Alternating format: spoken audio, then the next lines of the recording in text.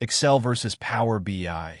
Two powerful tools, but built for very different reasons.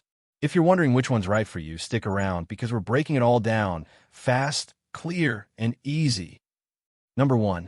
Excel is mainly used for spreadsheet calculations, data analysis, and manual reporting. Meanwhile, Power BI was built specifically for data visualization, interactive dashboards, and automated reporting. So if you love numbers and manual control, Excel is great.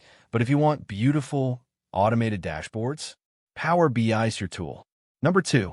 Excel can handle up to around 1 million rows, but it can get sluggish with heavy data. Power BI? It's designed to handle millions, even billions of rows without breaking a sweat. When it comes to big data, Power BI is the clear winner. Number 3.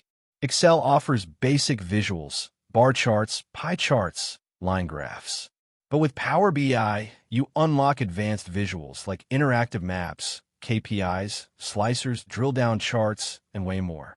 If you need your reports to wow your audience, Power BI's got your back. Number 4. In Excel, most data updates are manual. You have to refresh sheets yourself. But in Power BI, you can schedule automatic data refreshes from multiple sources, daily, hourly, whatever you need. No more babysitting your data. Set it and forget it. Number 5.